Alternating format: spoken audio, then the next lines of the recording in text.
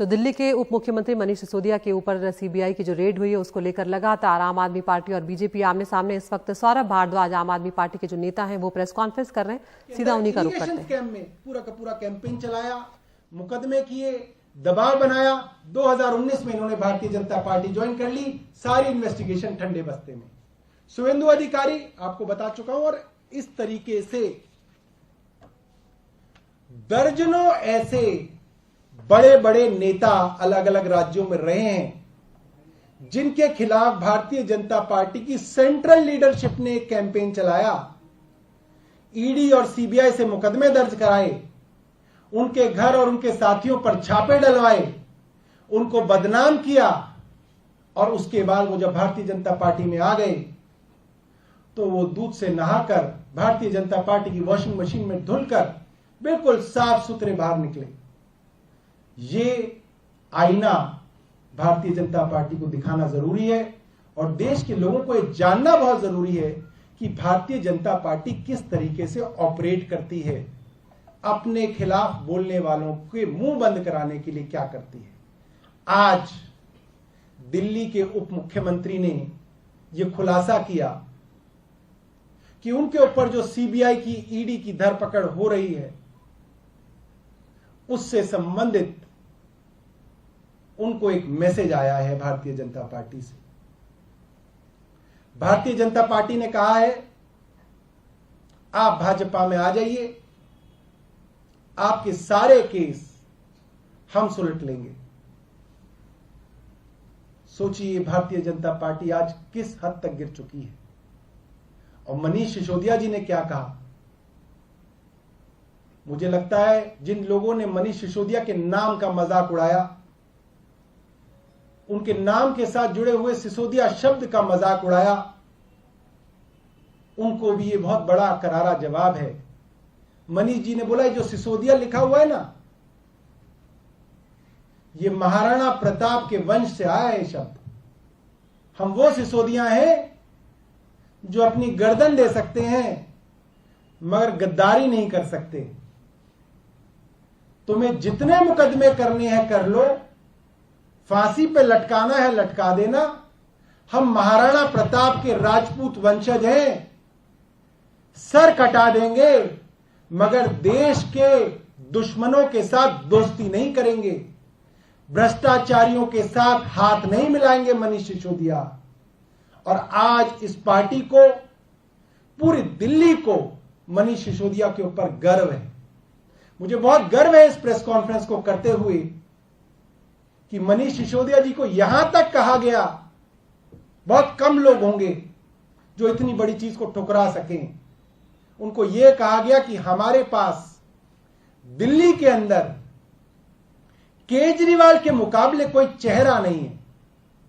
हमने कई चेहरे बदले, हर्षवर्धन लाए, मनोज तिवारी लाए, आदेश गुप्ता लाए, एक वो कौन थे वो जो मीटर वाले थे,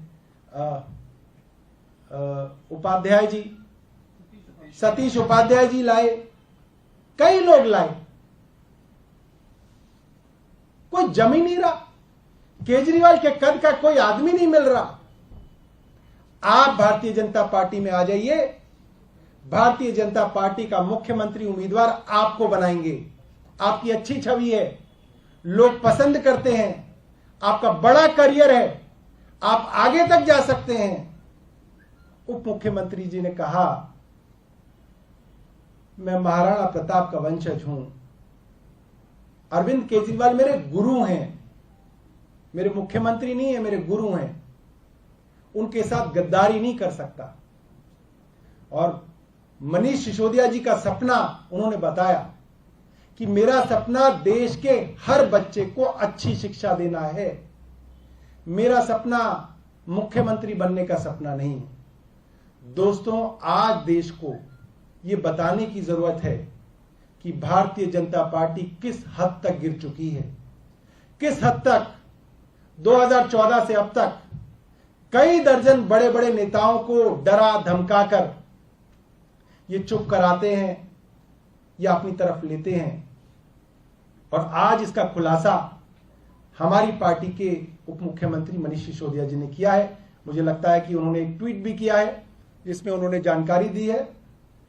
आपके पास कोई प्रश्न हो तो आप प्रश्न पूछ सकते हैं। ये ऑफर किसने दिया? आधार क्या है सर? सबूत पेश करें। जो ऑफर आया बीजेपी कब आया, किसके बाद, कैसे यकीन करेंगे आप इस दावे पर? आपके पास तो यकीन करने के लिए बहुत सारे दावे हैं। हेमंत बिस्व शर्मा से लेकर मुकुल रॉय से लेकर मुकुल अधिकारी से लेकर पता नहीं कितनी लंबी लिस्ट है। आप पता करिए क्या तरीका है बीजेपी का, वही तरीका है। समय रहते हुए वो भी बताया जाएगा, वो भी वो बताएंगे, मगर तरीका वही है जो बाकी नेताओं के साथ जो तरीका है वो ही सेम मोडस ऑपरेंडी है, वो भी बताएंगे।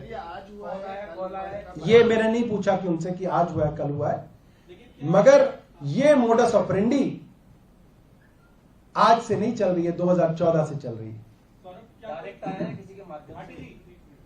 भाटी जी आप बहुत पूछ चुके हैं, उन्हें पूछने दीजिए।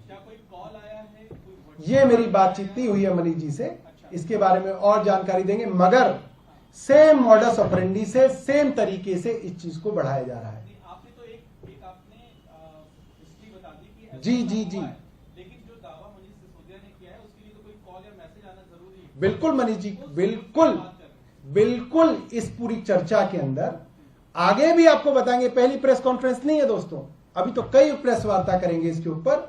पूरी जो पोल है भारतीय जनता पार्टी की वो खोली जाएगी।